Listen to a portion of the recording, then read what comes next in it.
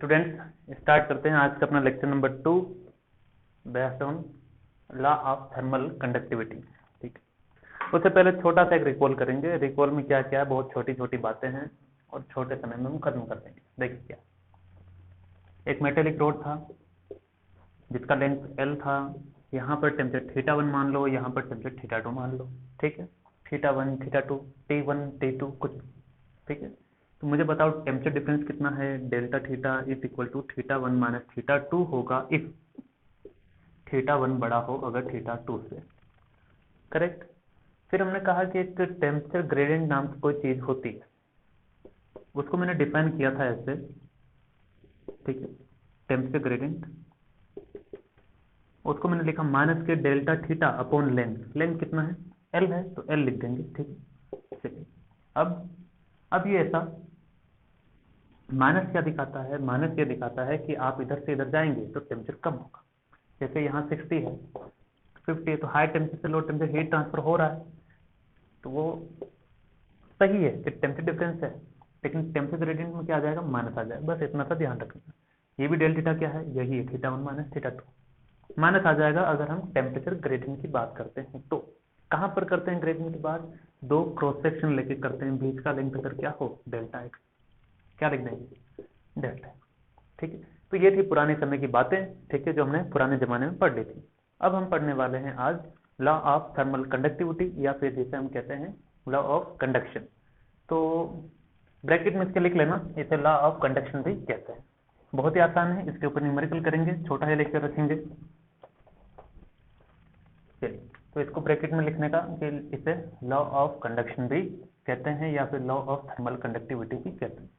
यहाँ अजम्पशन लिखे मैंने। ठीक है, क्या क्या माना है। Consider a road of length L। तो मान लिया एक मेटेलिक रोड है जिसका लेंथ कितना है, L है। तो ये लेंथ हो गया L। क्रॉस सेक्शन A है, तो इसका क्रॉस सेक्शन जो सामने से दिखेगा वो A है। ओके, तो क्रॉस सेक्शन एरिया A है, बिना कहीं A ही है। ठीक है, चलिए एरिया A है। ओके, अगला अब क्या है, whose faces are maintained at temperature θ1 and θ2। इसका पहला फेस मान लो θ1 पर है, दूसरा फेस θ2 पर। ठीक है, रेस्पेक्टिवली कहा ये पहला और दूसरा। Okay, the curved surface of the road is kept insulated. इसके चारों ओर इंसुलेशन किया गया है, मतलब ऐसा हमने कोटिंग किया है, ऐसा हमने सरफेस लगाया है जिसकी वजह से कोई भी हीट लॉस नहीं होगा। मतलब अगर यहाँ से हीट ट्रांसफर होता है, यहाँ तक जाएगा, तो बीच में हीट बाहर तो जा सकता है, नहीं जाएगा अगर मैंने उसे क्या कर दिया है, इंसुलेटेड। यानी कि चारों ओर मैंने पैक कर दिया, एकदम पैटी पैक। ओके, तो पैटी पैक हुआ है तो नो रेडिएशन, कोई रेडिएशन नहीं होगा। ये हमने माना ऐसा, ये अजम्पशन है। Okay, insulated from surrounding to avoid leakage of heat, कोई भी हीट लीकेज नहीं होगा। तो ये सारी सिचुएशन है। अगर ऐसा है तो क्या होगा, देखते हैं। अगर ऐसा है तो एक्सपेरिमेंट से हमें कुछ डाटा मिले। क्या डाटा मिले, देखते हैं। बाय एक्सपेरिमेंट हमें एक फॉर्मूला मिला है कि ऐसा नहीं कि फॉर्मूला डिराइव किया गया है, नहीं, वो बाय एक्सपेरिमेंट मिला है। तो हम क्या लिखेंगे, बाय एक्सपेरिमेंट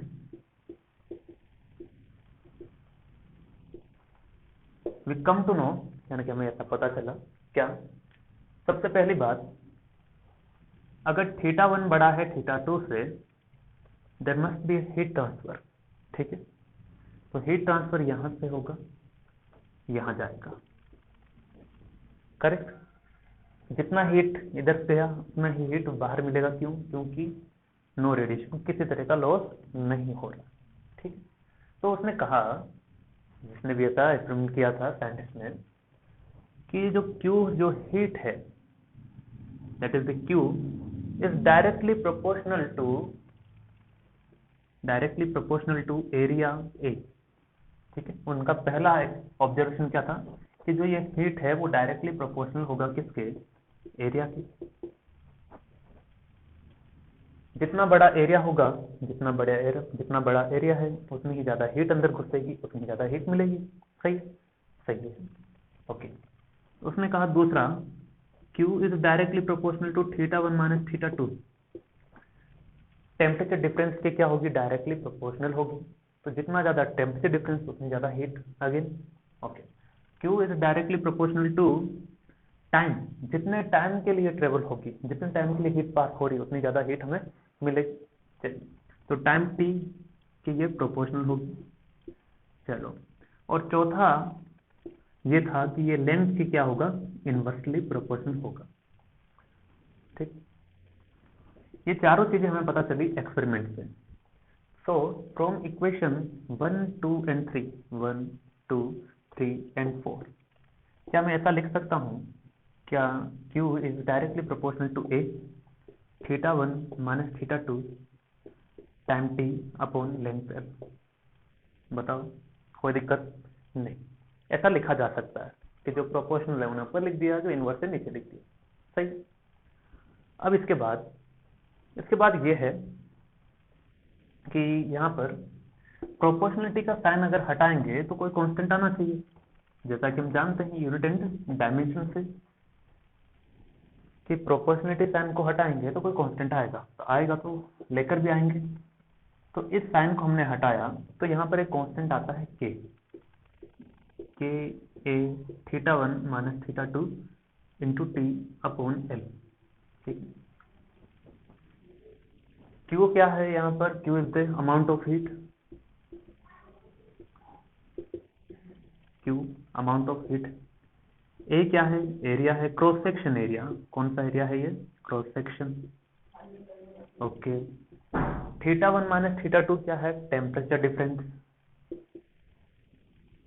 θ1 माइनस θ2 क्या है, टेम्परेचर डिफरेंस। चलिए यहाँ तक ठीक। टाइम T क्या है, T टाइम है कि कितने टाइम के लिए हीट फ्लो हुआ। ओके, इन सेकंड ही रखेंगे। और L क्या है, लेंथ ऑफ रॉड। तो K क्या है, K कांस्टेंट है जिसका एक बहुत बढ़िया नाम है और काफी इंपॉर्टेंट भी है अपने लिए। क्या है उसका नाम, देखते हैं। K जो है उसको कहा जाता है coefficient of thermal conductivity, coefficient of thermal conductivity. K is a constant which known as coefficient of thermal conductivity of material।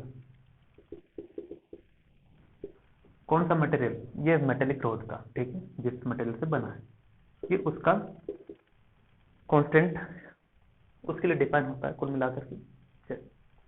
अब कोएफिशिएंट ऑफ थर्मल कंडक्टिविटी, इसके बारे में खूब चर्चा करेंगे, चिंता नहीं कीजिए। अब यहाँ से हम क्या करना चाहेंगे, सबसे पहले हम इस K के लिए यूनिट एंड डायमेंशन की बात करते हैं। ठीक है, K के लिए यूनिट एंड डायमेंशन की बात कर लेते हैं।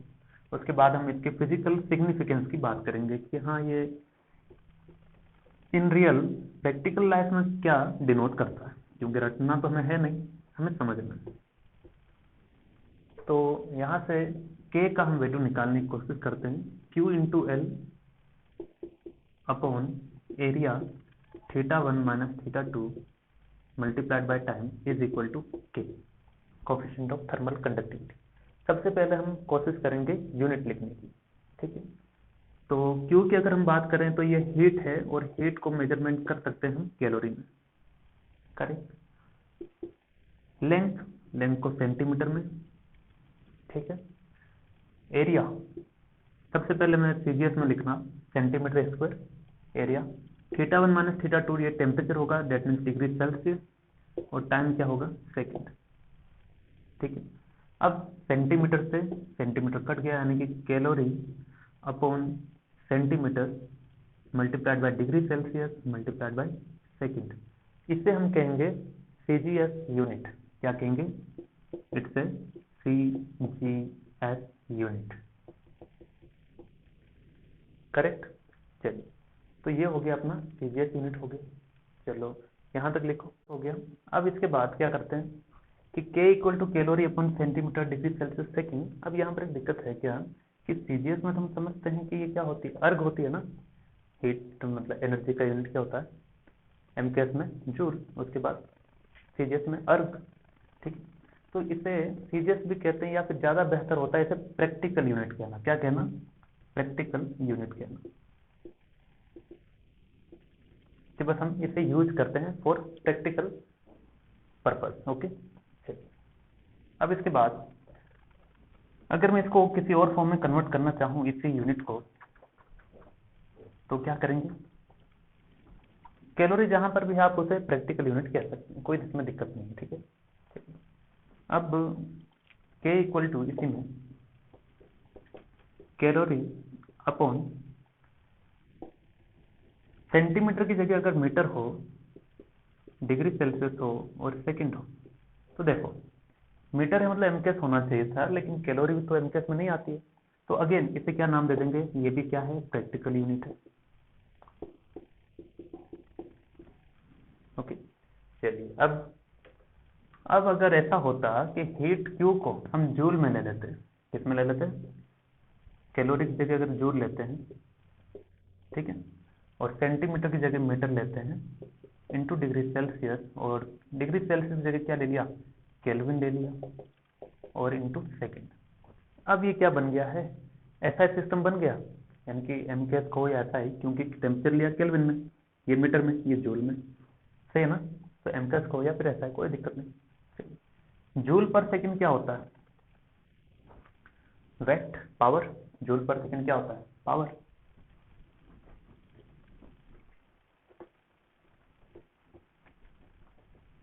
तो जूल पर सेकंड होता है पावर, पावर का यूनिट होता है वैट, तो WAT watt upon metre kelvin. ठीक है, तो in short W upon metre kelvin, kelvin लिख दो इसे, ठीक है, केल्विन। तो ये आ गया इसका यूनिट, ऐसा यूनिट कह सकते हैं इसे, ठीक है, ऐसा यूनिट, क्योंकि ऐसा में क्या लेते हैं? केल्विन। ओके, चलिए अब इसके आगे की चर्चा ये, क्या डायमेंशन निकाल सकते हैं? जी हाँ, डायमेंशन निकाल लेंगे, क्यों नहीं निकाल लेंगे, चलिए निकाल लेते हैं। तो कैसे भी निकाल लो, यहीं से निकाल लो, कोई दिक्कत नहीं। K इक्वल टू, ये पावर है, पावर का क्या होता है? पावर का वर्क डन अपॉन टाइम होता है, work done upon time, M1 L2 T minus 2 upon time क्या? T1, क्या आ जाएगा? M1 L2 T minus 3। दिख जाएगा, देखता हूँ ना, हाँ दिख जाएगा। चलिए, तो पावर की जगह ये यूनिट आ जाएगा M1 L2 T minus 3, metre के लिए L1, केल्विन के लिए K1, सही ना? डिग्री सेल्सियस होता तो थीटा यूज कर लेते। ओके, अच्छा ये कंफ्यूजन ना हो, ये K है कंडक्टिविटी वाला, ये केल्विन वाला है, ठीक है। चलो M1 L1 T minus 3 K minus 1, ठीक है ना, ये केल्विन वाला K है, ये कंडक्टिविटी वाला K है। ओके, तो ये हो गया आपका आंसर। चाहो तो थीटा माइनस 1 लिख लो, कंफ्यूजन हटा लो, है ना, उसमें कोई दिक्कत नहीं है, थीटा लिख सकते हो, ऐसा कोई हार्ड एंड फास्ट नहीं समझने के हिसाब से, लेकिन वो है क्या? डायमेंशन फॉर्मूला हो गया। चलिए यहाँ तक लिख के फ्री हो जाइए, यहाँ तक हुआ। अब इसके बाद आगे की कहानी क्या है, इस पर आएंगे, क्या लिखा है बताता हूँ। Q equal to KA θ1 minus θ2 into T upon L है। अब एक सिचुएशन लेते हैं, इफ K को डिफाइन करने का एक तरीका क्या, if Q equal to, if A equal to 1 metre square, area कितना है? 1 मीटर स्क्वायर, लेंथ कितना है? 1 मीटर, टाइम कितना? 1 सेकेंड, एंड θ1 माइनस θ2 कितना? 1 डिग्री सेल्सियस। अगर सभी 1 1 हो जाए, 1 1 1, तो Q इक्वल टू क्या आ जाएगा? K।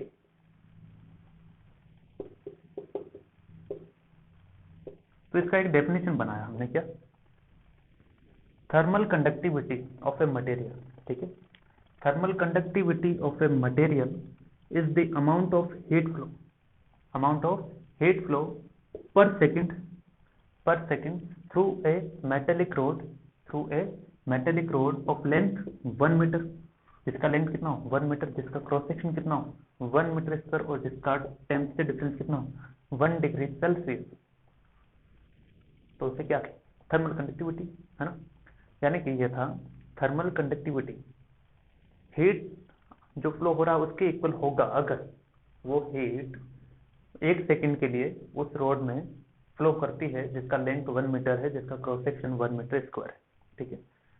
लेकिन कौन से स्टेट में? During steady state. Steady state मतलब टेम्परेचर के साथ, सॉरी टेम्परेचर जो है टाइम के साथ चेंज नहीं हो रहा, टेम्परेचर टाइम के साथ चेंज नहीं हो रहा। ओके, चलिए अब हम आगे बढ़ेंगे इसमें।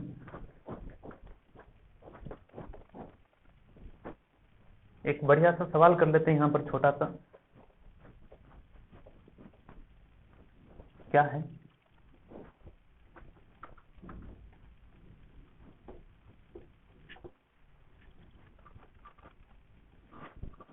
या फिर सवाल करने से पहले एक छोटा सा पॉइंट मैं बता देता हूँ। देखिए Q equal to A, sorry Q equal to K A θ1 minus θ2 into T upon L. सही।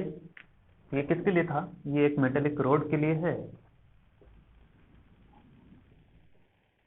जिसका लेंथ है एल है, और यहाँ टेम्परेचर θ1 है, यहाँ टेम्परेचर θ2 है। किसी तरह का कोई लॉस नहीं हो रहा है, और इसी को हम क्या कहते हैं? लॉ ऑफ थर्मल कंडक्टिविटी कहते हैं। यही है लॉ ऑफ थर्मल कंडक्टिविटी, यही, ठीक है। ये formula he law of thermal conductivity है। चलिए अब अगर मैं ऐसा करता हूँ, कैसा?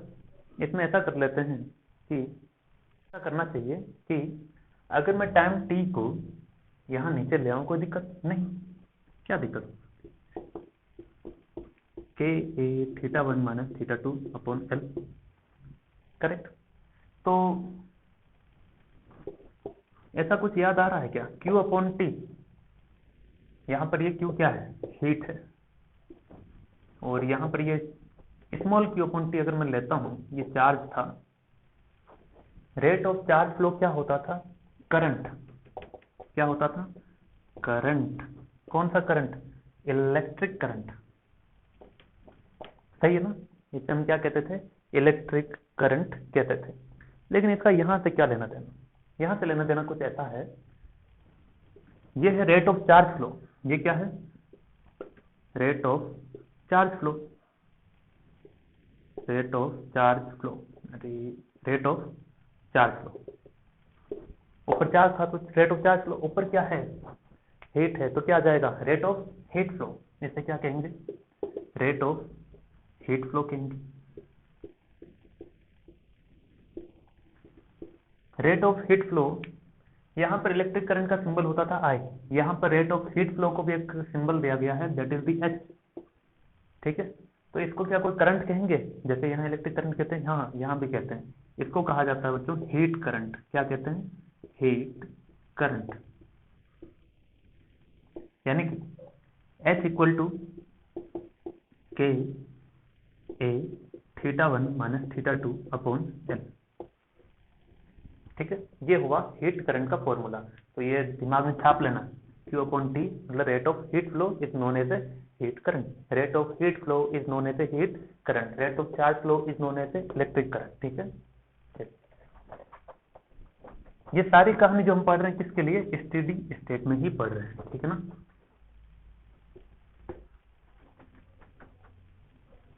चलो कुछ नहीं, बस एक नया टर्म था और क्या था। तो यहां से हमें एक चीज पता चली भाई कि Q upon T is equal to K A θ1 minus θ2 upon L. इसी को हमने H कहा, ठीक, कोई दिक्कत। अब अगर मैं कहता हूं कि तो टी टाइम में जो हीट फ्लो हो रही थी उसके लिए ना, ये तो क्या था? टी टाइम में जो हीट फ्लो हो रहा है उसके लिए। अब अगर मैं कहता हूं डेल्टा टी टाइम में, let delta Q heat flows in delta T time, सही है।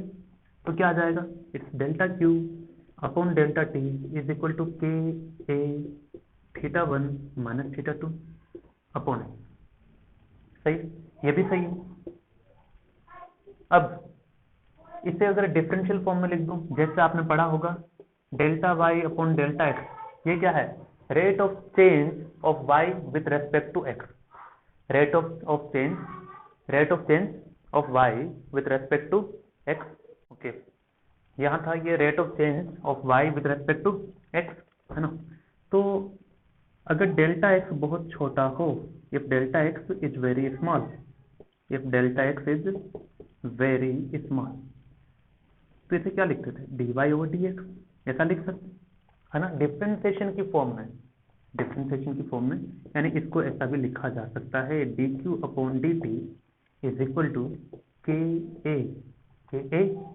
θ1 माइनस θ2 अपॉन l।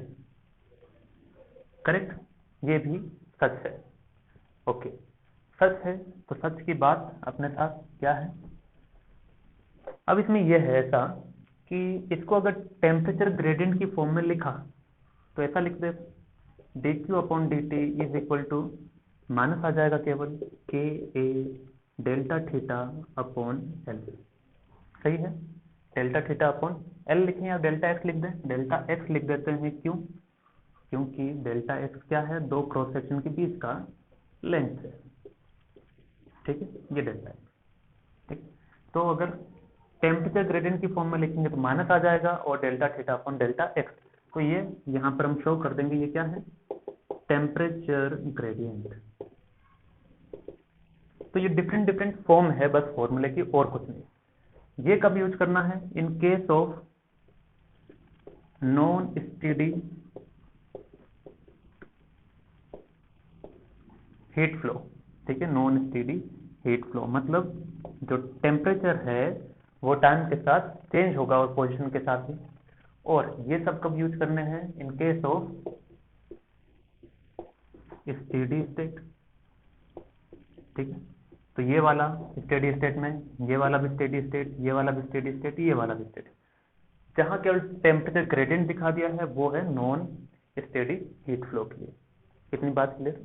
चलिए अब हम कुछ क्वेश्चन लेते हैं जिससे आपको आइडिया होगा जबरदस्त। मन में ये भी सवाल आ सकता है कि सर इधर तो डिफरेंशिएबल फॉर्म है, इधर नहीं, तो उसे ऐसा भी लिख सकते हैं। कहाँ गया डस्टर, ये उसे ऐसा भी लिख सकते हैं। कैसा कि instead of delta theta upon delta x, इसे ऐसा लिख सकते हैं dq/dt is equal to minus K a d theta upon dx। अब बेहतर है, ठीक है, तो ये ज्यादा बेहतर रहेगा क्योंकि दोनों तरफ क्या हो जाएगी, डिफरेंशिएबल फॉर्म हो जाएगी। तो इससे केस ऑफ नॉन स्टेडी, तो इसे लिख लेना नॉन स्टेडी केस के लिए। Now it's perfect one. ये क्यू है, ये थीटा है। ठीक है, क्यू दिखा रहा किसको, हीट को, थीटा दिखा रहा टेम्परेचर को। अब कुछ न्यूमेरिकल करते हैं, मैं न्यूमेरिकल पहले लिख देता हूँ। अब कुछ न्यूमेरिकल करते हैं फटाफट से। आइए, पहला कि एक छोटा सा न्यूमेरिकल लेते हैं, बहुत घटिया सा न्यूमेरिकल, जिससे आप कुछ कॉन्फिडेंस फील करेंगे।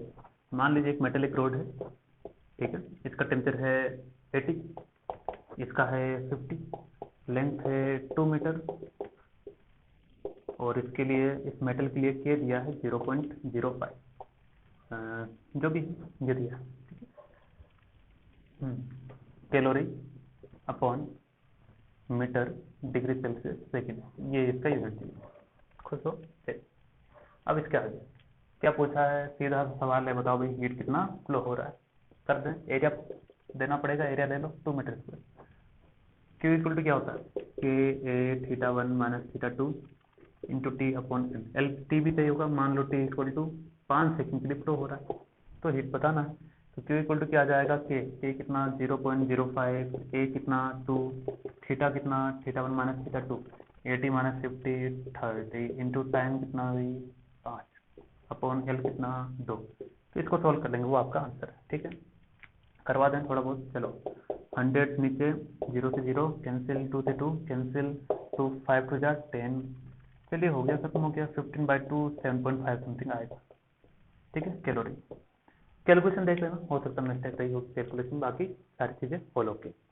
वो सवाल करना है, वो काम का, ये भी काम का ही है, फॉर्मूला तो अप्लाई करना आना ही चाहिए ना, इसलिए पहला यही बताया। चलिए, तो दो फॉर्मूले हमने पढ़े हैं, क्या, Q equal to K A theta 1 minus theta 2 upon L into T, ये था। Q अपॉन टी भी हमने पढ़ लिया है, K A theta 1 minus theta 2 upon L. इसी को हमने कहा था भाई delta Q upon delta T है, K A theta 1 minus theta 2 upon L. ठीक है, इसी को हमने कह दिया था ये D Q upon D T भी है। ठीक है, K A theta 1 minus theta 2 upon L. ये भी हीट करंट है। ये भी हीट करंट है, ये भी हीट करंट है। कंसेप्ट ये है रेट ऑफ हीट फ्लो, ठीक है। ये सभी फॉर्मूले हैं किसके, स्टेडी स्टेट के। एंड एक चीज आपको ध्यान रखनी है कि अपने सिलेबस में 98 या 99% आप मान के चलिए कि स्टेडी स्टेट के ही प्रॉब्लम आएंगे। बहुत रेयर केस है कि नॉन स्टेडी आपको मिले, ठीक है। तो इन्हीं पे हमें फोकस करना है, ठीक है। और नॉन स्टेडी आ भी गया तो कौन सा पहाड़ तोड़ना है, माइनस लगा के टेम्परेचर ग्रेडियंट तो लगाना है, ठीक है ना। तो ये फिर से लिख लेना छाप करके कहीं साइड में, याद हो जाने चाहिए, मुझे जैसे याद है। चलो अब आगे, the only possibility of heat flow in a thermoflask, एक फ्लास्क है, ओके। तो ये फ्लास्क है, फ्लास्क तो कभी बन नहीं पाएगा, चलो बन गया। ये थर्मोफ्लास्क है, थर्मोफ्लास्क क्या होता है नहीं पता, देखते हैं इसी में पता चल जाएगा। थ्रू इट्स कॉर्क, इसमें एक क्या है, कॉर्क लगा। कॉर्क मतलब जो रबर का जो स्टॉपर होता है ना, वही कॉर्क। कॉर्क का मतलब क्या कह सकते हो, ढक्कन जो इस तरह से, ठीक है, वो है उसका। चलिए ये है कॉर्क, ठीक है, ढक्कन एक तरह का, विच इज 75 सेंटीमीटर स्क्वायर। इसका एरिया कितना, कॉर्क का एरिया है 75 सेंटीमीटर स्क्वायर। और इसका थिकनेस मतलब ये लेंथ कितना दिया है, 5 सेंटीमीटर। इट्स थर्मल कंडक्टिविटी, इसका थर्मल कंडक्टिविटी भी दिया है ये लोग, और क्या चाहिए, 0.075 calorie upon centimetre degree Celsius second, okay. सवाल क्या है समझते हैं। इसने कहा कि 500 ग्राम आइस रखी है अंदर, सवाल में समझाऊंगा एक ही साथ में। आइस रखी है, वो है 0 डिग्री सेल्सियस पर, और बाहर का टेम्परेचर 40 डिग्री सेल्सियस है। अब मैं समझाता हूँ क्या है। इसका कहना है कि ये जो फ्लास्क है इसका नाम है थर्मोफ्लास्क, ठीक है।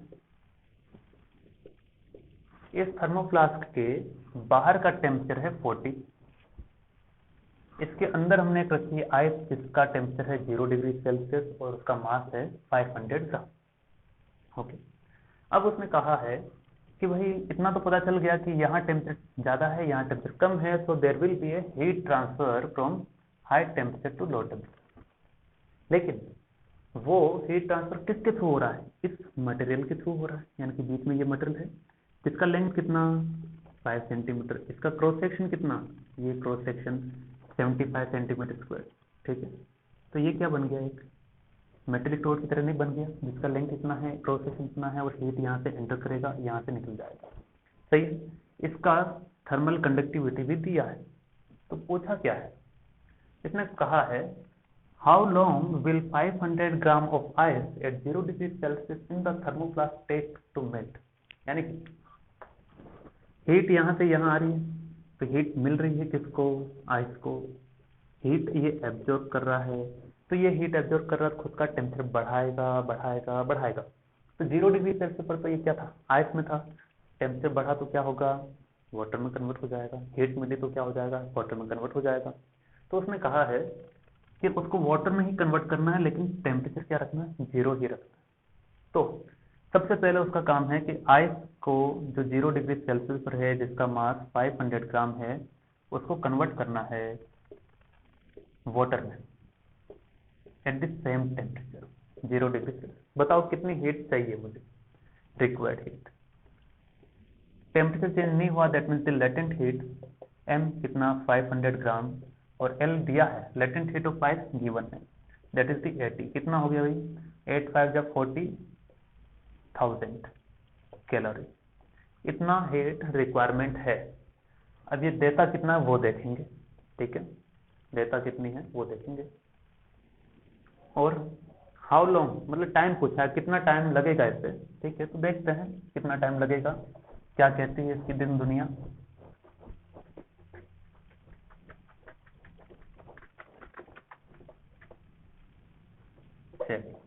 तो कितना सप्लाई कर रहा है, सप्लाई यहाँ से आएगा, तो सप्लाइड हीट यानी कि Q equal to K A θ1 minus θ2 upon TL, ठीक है।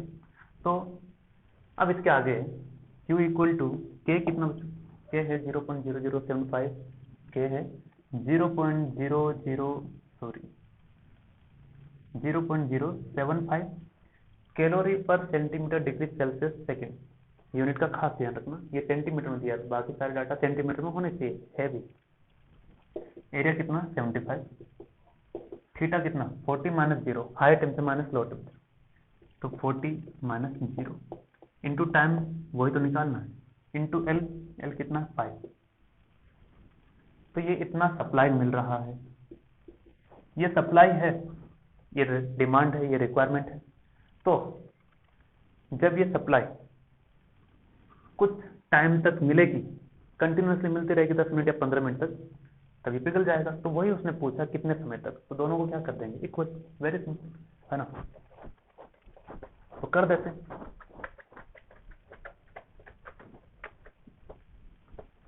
तो Q supplied equal to requirement, Q supply, Q required. चलिए सप्लाई कितना, सप्लाई है 0.0075 इंटू, ये से काट दें क्या, कितना आ जाएगा 15 आ जाएगा ना, तो इसको डायरेक्ट लिख देते हैं 15 इंटू 40 इंटू टी, सही है, ये टी ही है ना, bracket multiplied by T. Q required कितना है 40,000, तो टी यहाँ से कितना आ जाएगा, बस इसको मैं डिवाइड में भेज दो और बताओ कितना आएगा 0.75। कैलकुलेशन खुद से क्या करो ज़्यादातर, है ना, उससे दिमाग तेज बढ़ेगा आपका। लेकिन तो ये सारी कहानी सोल्व करने के बाद it comes out to be 8.9 into 10 की पावर 3 सेकेंड।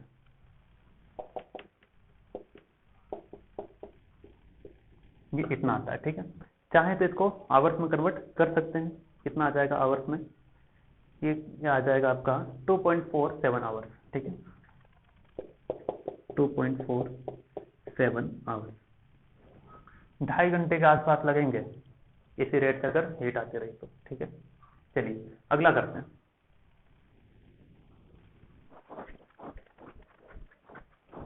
अगला भी बहुत बढ़िया सवाल है, ऐसा ही है, कुछ नया नहीं है उसमें भी, बस एक ही फॉर्मूला है यूज करना है, यही वाला, Q equal to K A θ1 minus θ2 multiplied by T upon L.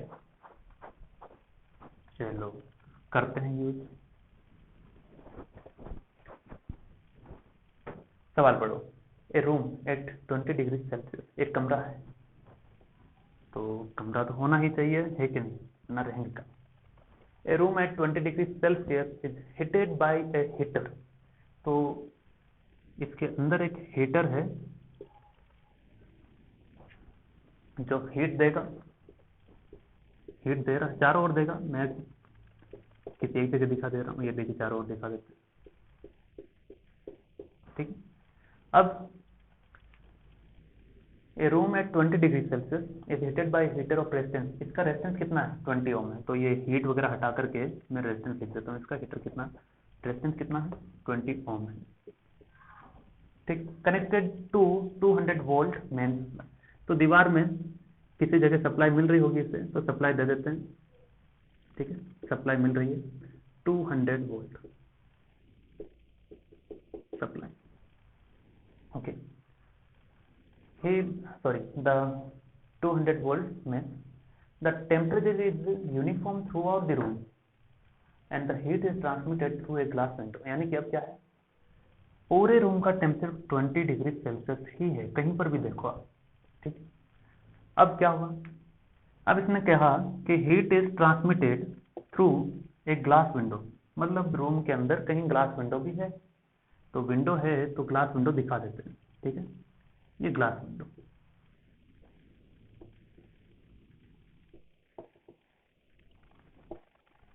Okay.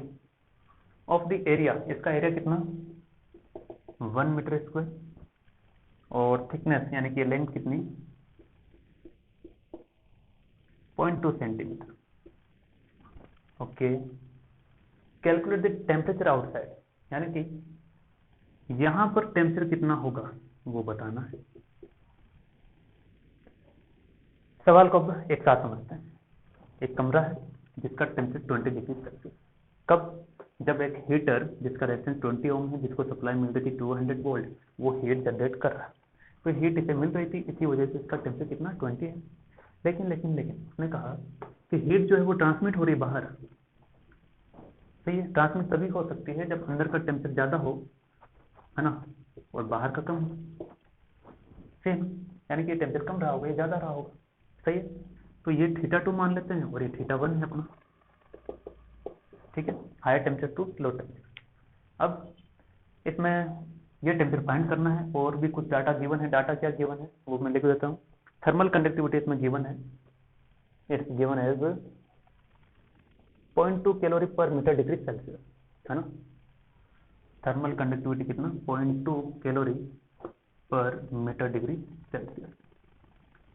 Okay, second, second तो रहेगा, तो सेकंड नहीं दिया है शायद, इसमें से नहीं दिया है शायद, दिया है, दिया, दिया कैसे नहीं होगा, यूनिट के साथ कोई छेड़खानी कैसे कर सकता है, ठीक है। तो ये गिवन है। तो आउटसाइड का टेम्परेचर फाइंड करना है, कैसे करते हैं देखिए।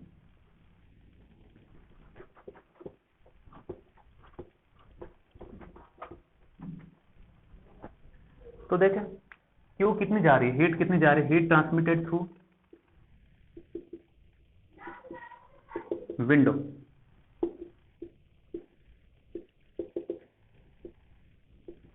कितना, it's Q equal to K A θ1 minus θ2 T upon H, correct है ना, सही है। Q इक्वल टू के का वैल्यू कितना हुई, 0.2 calorie per metre degree Celsius.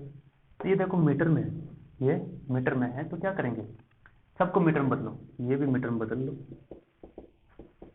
सही है ना, ये मीटर में आ गया। चलो एरिया पहले से मीटर में 1, θ1 minus θ2 20 minus theta into time, time नहीं दिया ना, टाइम नहीं दिया, अपॉन एल, सही है। तो 0.2 से 0.2 खत्म हो गया। इस टाइम टी को इधर ले आऊं तो कोई दिक्कत है क्या, नहीं कोई दिक्कत नहीं है, ला सकते हैं, है ना। 10 की पावर माइनस 2 पर चला गया 100 इंटू 20 माइनस थीटा, ठीक है। तो θ2 ही लिखो, θ2 है ना, ये θ2 फाइंड करना है। चलिए, तो ये एक चीज हमें मिली, ठीक है, ओके, दिख रहा है ना, हाँ दिख जाएगा। अब इसके आगे, ये तो हीट ट्रांसमिट हुई, चली गई, मतलब हीट तो चली जा रही है, लेकिन कहीं से हीट आ रही है तभी तो जा रही है, कहाँ से आ रही है, हीटर से। हीटर को कौन दे रहा है, 200 वोल्टेज।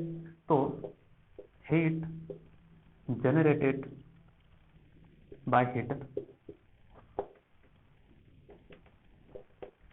हीट जनरेट करना कितना है देखते हैं। अब पावर इक्वल टू क्या होता है, वोल्टेज इंटू करंट होता है क्या, सही है, सही है, सही है, सही है, ओके। अब देखते हैं भाई पावर क्यों लिखा है, वोल्टेज करंट तो हमें पता नहीं, तो करंट को लिख दूं V अपॉन आर, क्योंकि ओम्स लॉ क्या होता है, V equal to I R होता है, आई इक्वल टू क्या आ जाएगा, V अपॉन आर, वो यहाँ लिख दिया ओम्स लॉ से, ठीक है, परिचित है आप इससे। अब पावर, पावर क्या होती है बच्चों, एनर्जी अपॉन टाइम होता है क्या, एनर्जी अपॉन टाइम, क्या ये भी एनर्जी अपॉन टाइम है क्या, ये हीट एनर्जी अपॉन टाइम, सही है ना, ये भी क्या हीट एनर्जी अपॉन टाइम। तो देखते हैं V कितना, 200 का स्क्वायर अपॉन 20, सही है ना। तो मिटा दे रहे हैं इसको, इसे अगर मिटा दिया तो मिटा दिया, बस क्या कर सकते हैं। तो power P equal to 200 into 200 upon 20, कितना आ जाएगा 10, ये 2000, सही है। ये कितना आएगा, ये वोल्टेज है, रेजिस्टेंस है, ये जो पावर जो आएगा जूल में आएगा, क्यों, जूल पर सेकंड, इजंट इट, सही है ना, जूल पर सेकंड, ओके। तो जूल पर सेकंड पावर का यूनिट यही होता है। और ये किस में था, ये तो कैलोरी में था, कैलोरी पर सेकंड, सही है ना।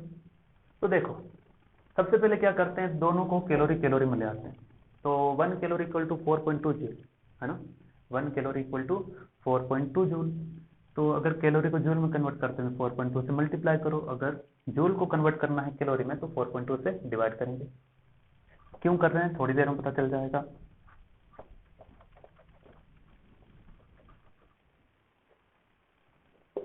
तो 2000 अपॉन 4.2 कैलोरी पर सेकेंड, ठीक है। डिवाइड कर दो, कितना आ जाएगा 2000 अपॉन 4.2 से, it comes out to be 476.2 calorie per second, ठीक है।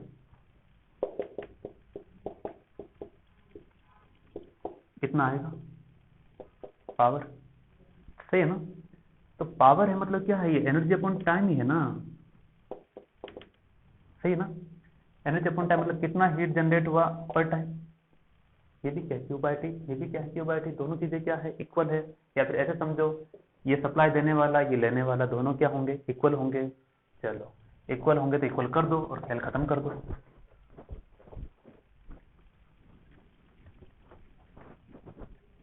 क्या आ जाएगा, तो ये सप्लाई है, सप्लाई सप्लाई पबजी वाले खूब समझते हैं, है कि नहीं। ओके, तो इसको सोल्व करेंगे तो क्या आ जाएगा 476.2 equal to 100 into 20 minus 100 into theta 2। इसको सोल्व कर लो, आंसर कितना आएगा डिग्री सेल्सियस में, है ना।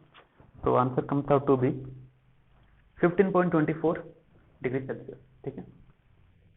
15.24 डिग्री सेल्सियस, यानी कि अंदर का टेम्परेचर 20 था, बाहर का कितना है 15.24 है, तभी तो हीट जाएगी, हाँ या ना। जी हाँ, हीट तभी जाएगी। चलिए, तो मेरे ख्याल से आज के लेक्चर में इतना काफ़ी, नेक्स्ट लेक्चर में हम और आगे की चर्चा करेंगे, ठीक है ना। तो तब तक के लिए आप पढ़ाई करिए, और इसमें कोई डाउट आता है किसी भी तरह का किसी भी चीज़ में तो आप पूछ सकते हैं, ठीक है। चलिए।